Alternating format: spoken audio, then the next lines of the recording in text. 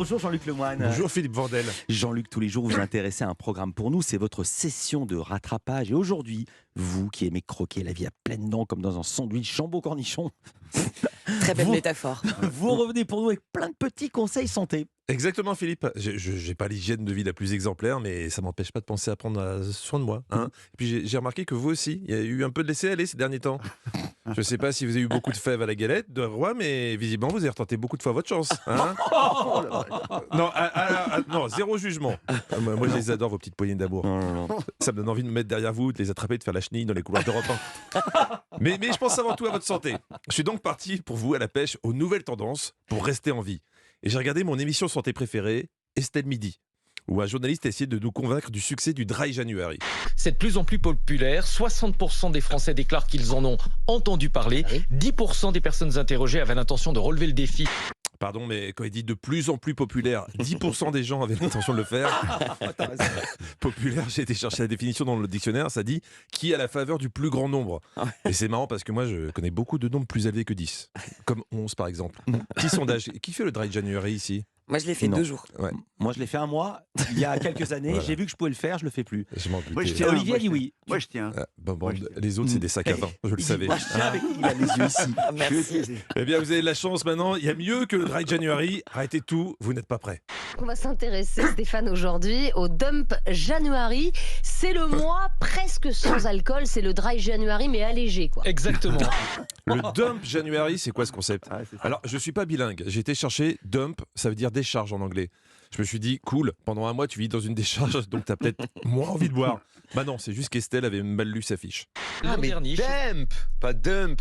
Dump, Quoi, bah, dump. c'est Ah, mais pareil, tout à l'heure, c'est je pas cherchais, je vrai. comprenais Bah, pas. c'est quoi Dump? Mais Estelle, comme tu l'as dit, j'étais humide. Oui, le janvier. Le humide. janvier humide. Voilà, on avait le janvier sec, maintenant on va avoir le janvier humide.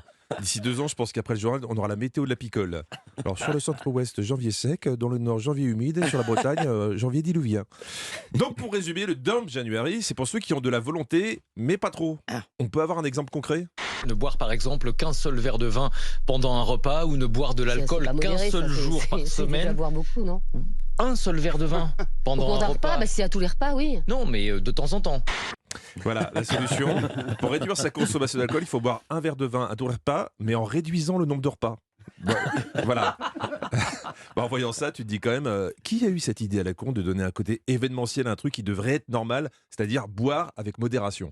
Derrière tout ça, le lobby de l'alcool. Vous savez, les fabricants de vins et spiritueux qui essayent, comme ils le peuvent, de retenir une partie de la consommation. Voilà, c'est juste une contre-attaque au Dry January, un nouveau coup du marketing. Encore une fois, je me sens sali, Philippe. J'ai l'impression qu'on arrache mon innocence telle une petite fleur sans défense. Comme le jour où j'ai appris qu'il y avait quelqu'un dans Casimir ou que mes parents avaient déjà couché ensemble. Vous allez voir qu'un jour, le lobby des dentistes va nous sortir le mois sans dentifrice. Hein, pour qu'on ait tous des caries. Et on le fera. Nous sommes des moutons, Philippe. Le seul truc qui me donne de l'espoir en l'être humain, c'est quand j'entends ce genre d'infos. Les chiffres que je vous donne sur la baisse de la consommation, ça concerne les moins de 35 ans, parce que les plus de 50 ans, eux, avaient augmenté leur consommation d'alcool pendant le Dry January. Non, Vive les boomers! Vous vous rendez compte? Ils avaient raison, les gens de la pub. Hein. Ils s'adressent à la ménagère de moins de 50 ans, car les plus de 50 ans, ils en ont plus rien à foutre. Ils sont dans un processus d'autodestruction. Bon, au final, elle fait quoi, Estelle? Elle a été convaincue par le Dump January? moi Elle, je après. fais le Dry January, donc Moi, je fais le Dump, finalement. le dump. Le dump. Oui, ça va. Le dump. Moi, je Eh n'ai ben, pas je vu. fais un autre truc. Détac- Voilà, Estelle vient d'inventer en direct une nouvelle tendance. L'autre truc January, c'est un mélange. Certains jours, vous faites le Dry January, d'autres, vous faites le Dump, et d'autres, vous faites ce que vous voulez. Moi, j'ai choisi, Philippe, vous voulez savoir? Dites. J'ai arrêté tout alcool. Je bois plus que des boissons sucrées, matin, midi et soir. Et je me sens bien. Enfin, jusqu'à ce que je tombe sur le docteur Gérard Kierzek dans Télématin. Une étude chinoise vient de montrer que plus vous consommez du sucre, plus vous perdez vos cheveux. Et une boisson sucrée par jour, c'est 30% de perte de cheveux en plus. Je sais plus trop du coup. Hein. Entre le risque de cirrhose et le risque de calvitie, je crois que je vais plus boire du tout. Adieu à tous.